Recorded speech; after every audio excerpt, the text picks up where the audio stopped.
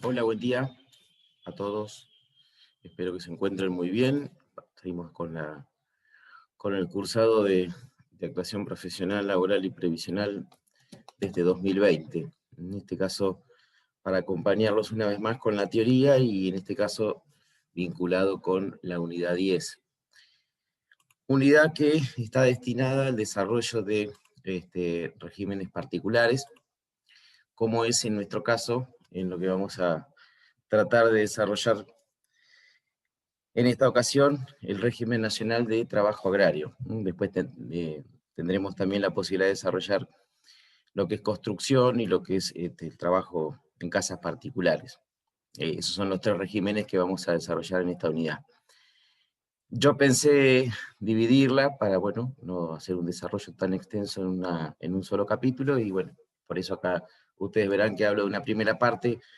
Vamos a desarrollarlo en tres tramos y a tratar de cubrir los contenidos. Más allá del material que siempre les publicamos en Moodle, donde es un poquito más extenso y sobre el cual hacemos hincapié en algunos aspectos.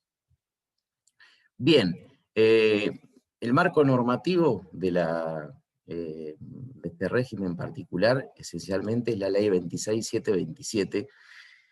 Es una ley que no es tan antigua en el tiempo, es del 2011. El anterior régimen, la 22248, era sí, bastante primitiva y ya requería una actualización, y bueno, entonces da el año 2011.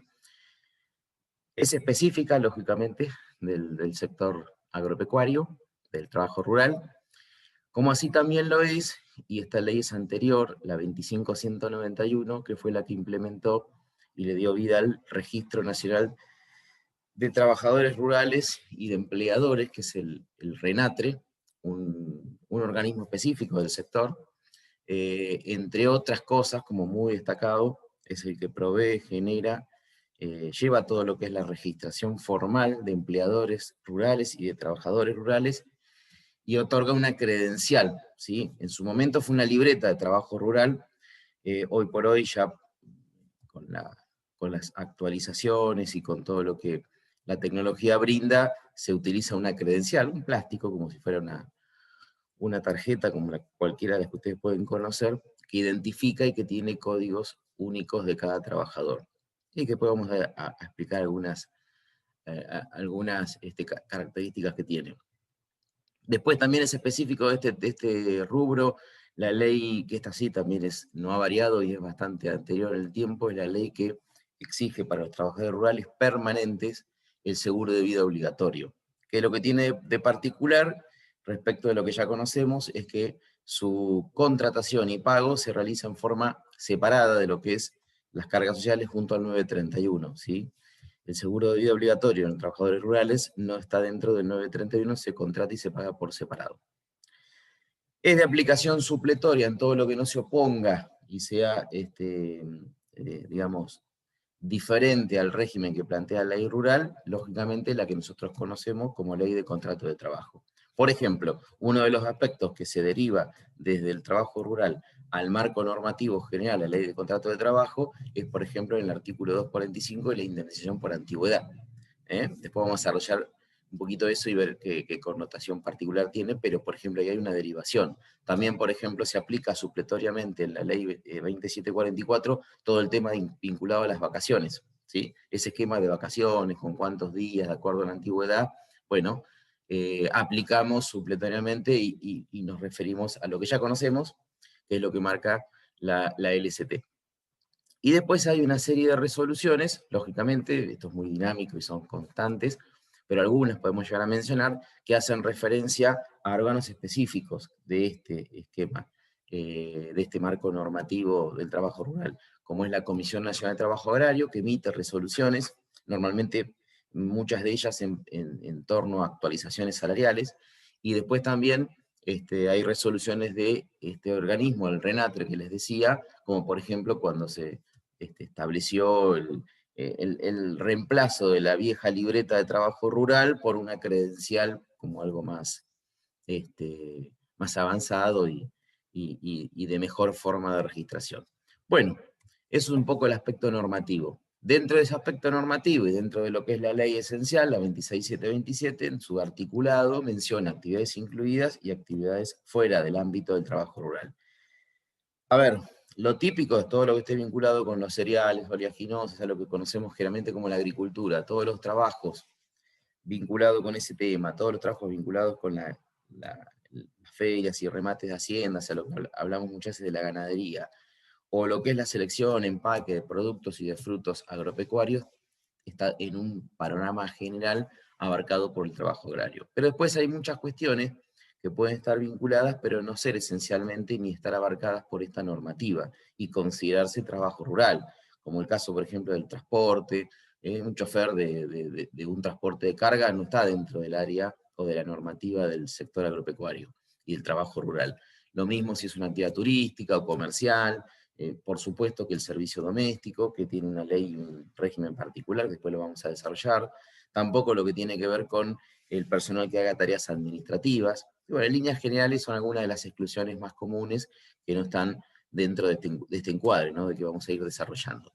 Bien, sí y no, o admitido y prohibido. Bueno, recién decíamos, respecto de la aplicación supletoria de la ley de contrato de trabajo, sí lo consideramos como una derivación, en tanto y en cuanto no se oponga o sea incompatible con la norma propia que tiene el trabajo agrario.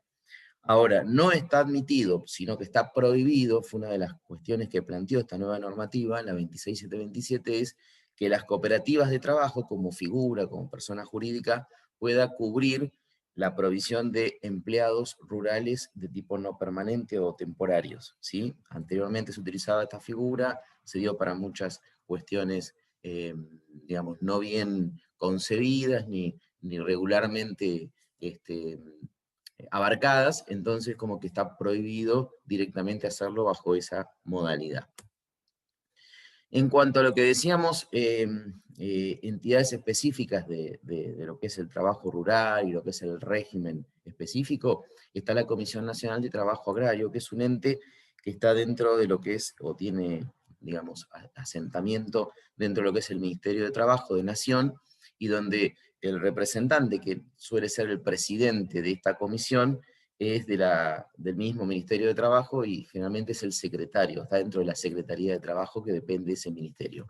Pero es un órgano, una mesa de trabajo, como ustedes notarán, que es bastante abarcativa, pues está integrada no solamente por Ministerio de Trabajo, sino por Ministerio de Hacienda y Ministerio del sector agropecuario, generalmente Agricultura, Ganadería y Pesca, o el nombre que a veces lo suele reemplazar, porque los ministerios van cambiando a veces de nombre.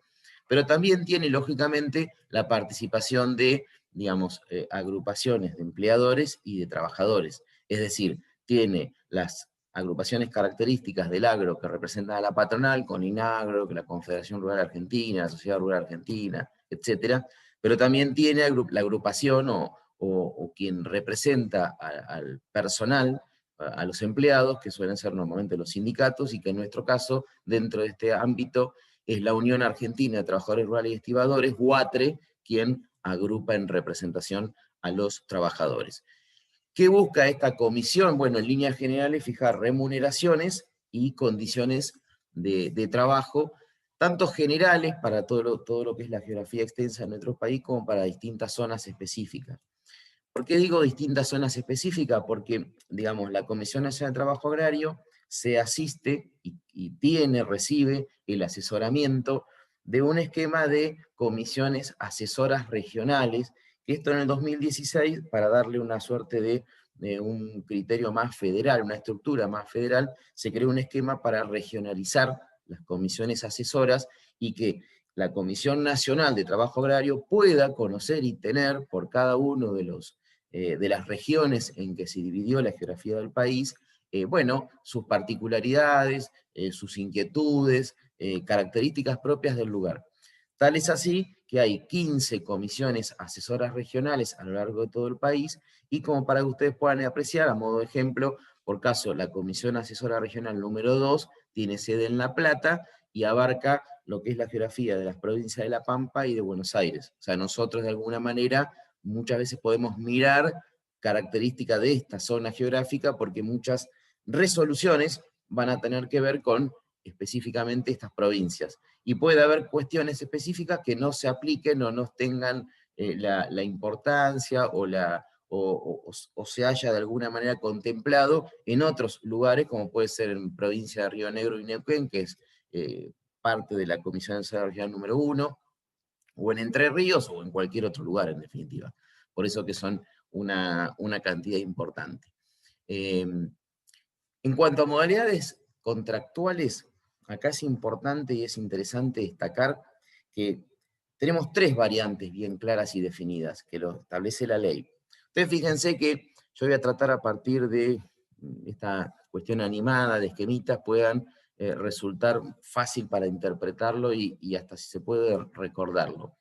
Nosotros vamos a hablar, como les decía, de 3 alternativas. Tenemos un trabajador rural que puede ser permanente y con la prestación continua. O sea, como ustedes verán, al cabo del tiempo, inicia el trabajo, es permanente y es continua su prestación, nunca se detiene. Es lo que normalmente nosotros conocemos, como hemos estudiado hasta ahora con la ley de contrato de trabajo, el trabajo a tiempo indeterminado.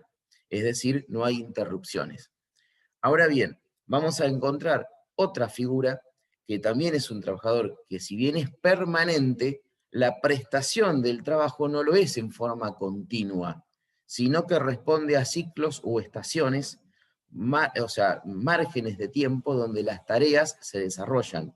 Luego se interrumpen y vuelven a estar presentes en el próximo ciclo o temporada. Y menciono temporada porque lo voy a relacionar con ese esquema de trabajo que sí hemos mencionado y que está en la ley de contrato de trabajo, como es la contratación de trabajadores por temporada. Esto vendría a ser algo similar, ¿sí? Hay como temporadas dentro de los circuitos, o círculos dentro de trabajo en el campo que tienen determinado tiempo. Se empiezan, se terminan y vuelven a retomar en un próximo periodo, un próximo año. Entonces, esas pequeñas temporadas o ciclos de actividades hacen que el trabajador, si bien es permanente, la prestación no sea continua, sino discontinua. Hay márgenes de tiempo donde no está presente ni prestando el servicio. Y después, lógicamente, la tercera alternativa, que es el trabajador que directamente no es permanente, que es un trabajo transitorio, sino que viene a desarrollar una determinada actividad que comienza y que termina, pero que luego no va a tener continuidad. Es decir, no va a haber posibilidades de retomar en otra época esa misma actividad, sino que la hizo una vez y luego no la repitió en ninguna otra oportunidad. Bien, esas son a grandes rasgos las 3 variantes.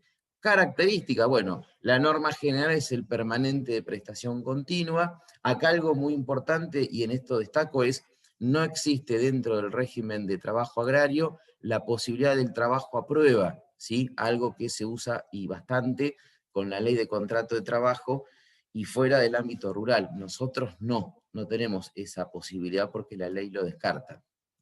En cuanto a lo que es el tema de la finalización, como hoy les adelantaba, remite al 245, con lo cual luego vamos a mencionarlo un poquito más en extenso. La indemnización por antigüedad es similar, no igual. ¿Por qué no igual y similar? Porque, por ejemplo, cuando hablamos en el 245 de un mínimo a garantizar, y que decimos que nunca tiene que ser menos de un sueldo, en el trabajo agrario el régimen establece un mínimo de 2 sueldos. Entonces ya es una diferencia. Con respecto a la segunda opción que hoy les comentaba, ustedes fíjense, se trabaja en tareas rurales, un ciclo determinado, que puede ser, no sé, la cosecha de determinado producto agrario, se termina esa tarea, se interrumpe, ¿sí? Que es lo que acá quiero marcar, el ciclo termina, pero esta misma gente que estuvo acá, que es gente que se considera permanente, no está en forma continua prestando el servicio. Lo hace para el ciclo 2019, terminó, se interrumpe, pero la prestación vuelve a encontrar continuidad en el 2020 y luego en el 2021 y así sucesivamente. Por eso consideramos la figura de que es permanente, pero que la prestación no es cotidiana y estable y continuada, sino que se discontinúa en cada ciclo donde terminamos las tareas y vuelven a ser, lógicamente, continuada la tarea en un nuevo ciclo en seguramente un año siguiente. tiene las mismas características y derechos que tienen los trabajadores permanentes continuos. Lo único que hay que tener en cuenta es que, por ejemplo, si tuviéramos que indemnizar a un trabajador permanente discontinuo, la antigüedad va a ser por el tiempo efectivamente trabajado. Si cada ciclo abarca, por poner un ejemplo, 100 días, va a tener recién un año cuando tenga aproximadamente 3 ciclos y un poquito más, porque serían, cada ciclo de 100 sería 300 días en un periodo donde sabemos que para tener un año va a tener que tener 360, es decir, va a poder tener efectivamente trabajado un año en 3 ciclos y fracción. Bueno, para que entiendan el tema de la acumulación de los días efectivamente trabajados. La última variante que me faltaba destacar, aunque antes lo adelanté, es la cuestión que tiene que ver con el trabajador temporario, o el que no está dentro del encuadre de permanente. ¿Por qué? Porque, bueno, acá directamente es un trabajador o un grupo de trabajadores que hacen una tarea determinada, la cumplen y luego se interrumpe el vínculo y no vuelven a conectarse con el mismo empleador.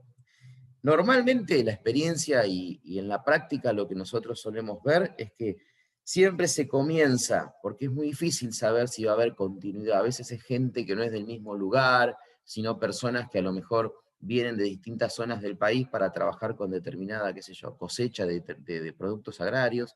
Entonces, a veces se da que uno encuadra inicialmente al trabajador como no permanente, como temporario, a la espera de que en un próximo ciclo o temporada puedan retomar y presentarse nuevamente los mismos. Si eso ocurre, se le suele dar continuidad y a partir del segundo periodo el encuadre ya lo hacemos como permanente de prestación discontinua. Pero lo que pasa es que estamos atados a que estas personas regresen. Y como los periodos, estos intervalos en el medio suele ser importante, no es que es 10 o 15 días que se interrumpe, sino por ahí la interrupción son mucho más abarcativos en plazos, estamos hablando de 6 u 8 o 9 meses, hay que encontrar de vuelta a las mismas personas. Entonces, inicialmente son no permanentes. Si al año siguiente se vuelven a presentar, podemos variar el encuadre. Si no, seguramente han quedado con ese encuadre porque nunca más volverán al mismo tipo de trabajo o al mismo empleador. ¿Sí? Pueden volver al lugar y trabajar para otra empresa. Eso también se puede dar. En este caso, obviamente, por ser una actividad que está solamente abarcada por un periodo, no hay un encuadre de indemnización, sino que empieza y termina, y frente a eso, solo luego lo vamos a mencionar, hay una indemnización, pero por vacaciones no gozadas, porque hay gente que no va a poder tener nunca el vínculo, digamos, para que puedan gozar de vacaciones.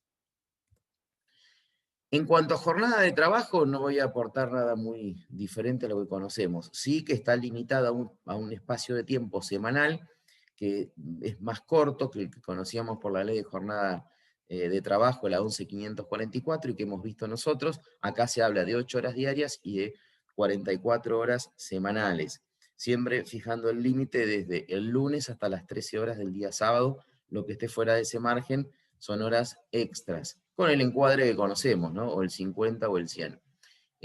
No podrá, si se hace una jornada desigual, que un día tenga más de 9 horas de trabajo, ¿sí? Bueno, uno podría decir, de lunes a jueves aplico un esquema de 9 horas, que me da 36, y las 8 restantes el viernes, y llego a las 44 en una jornada desigual, ¿no? Una semana diferente. En cuanto a la jornada nocturna, lo que podemos resaltar es que se habla de 7 horas diarias y 42 semanales.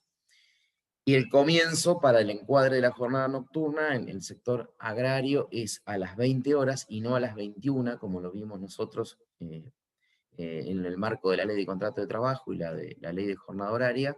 Y el cierre es a las 5 del día siguiente y no a las 6, si tenemos corrido una hora.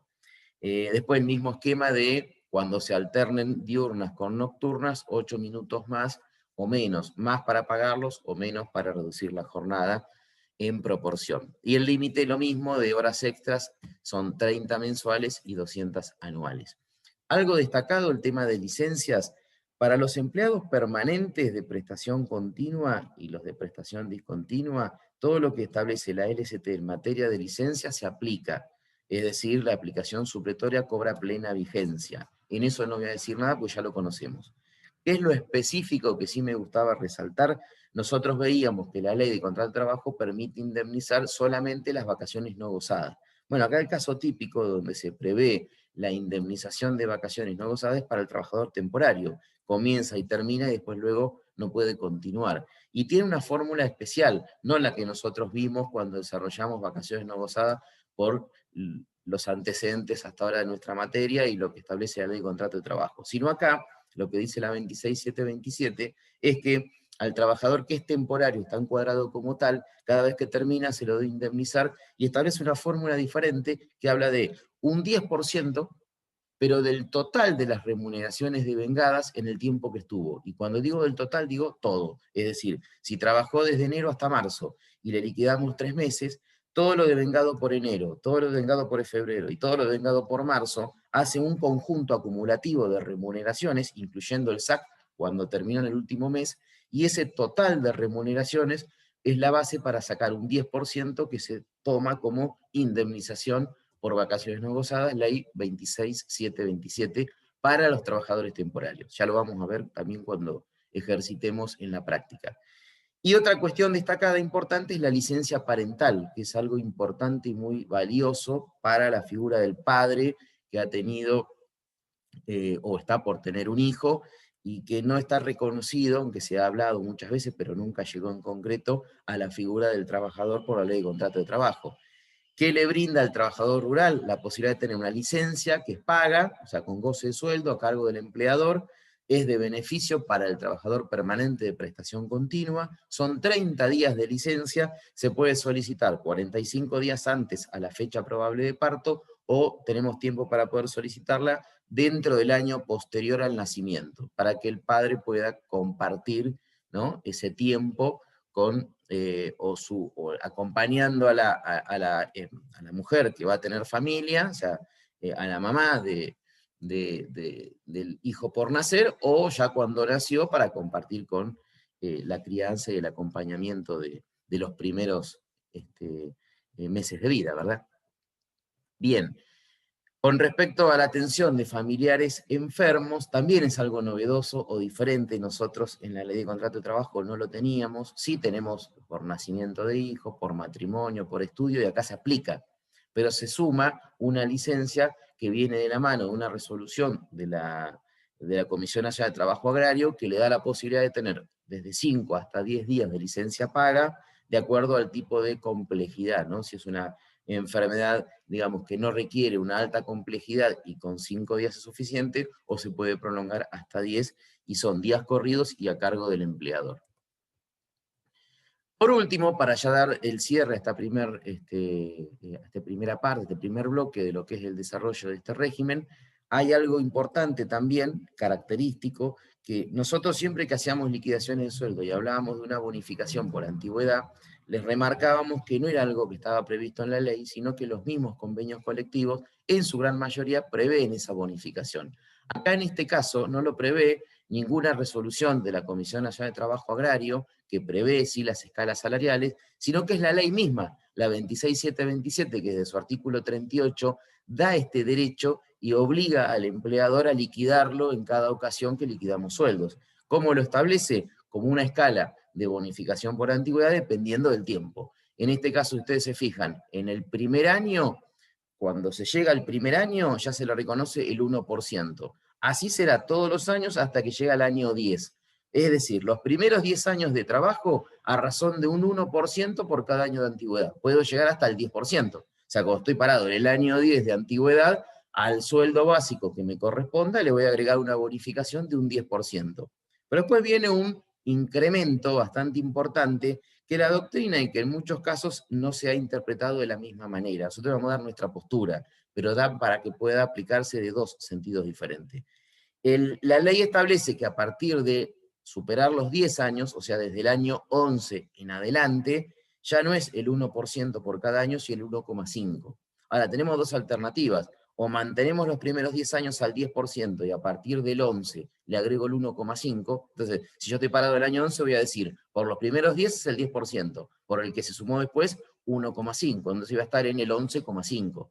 Ahora, distinto es que uno diga, como nosotros lo consideramos, por lo que en algunos aspectos de la doctrina han mencionado, que directamente a partir del año 11, todos los años acumulados vayan al 1,5. Entonces ahí vamos a estar hablando no de el 11,5%, porque los primeros van con un criterio y el número 11 y siguientes van con otro, sino todos, desde el primer año hasta empezando por el 11, el 12, etcétera, van a multiplicarse por 1,5. No es lo mismo decir 11 años por el 1,5, o 12, o 13, o 20, si llegado el caso estuviera en ese tramo de antigüedad, que los primeros 10 considerarlo a razón del 1 y los siguientes recién empezarlo al 1,5. Es diferente, marca una gran diferencia. Bueno, nosotros consideramos en esto de que muchas cuestiones de interpretación siempre van pensadas en darle garantías y beneficios al trabajador, en considerar la segunda variante, la más beneficiosa para el trabajador.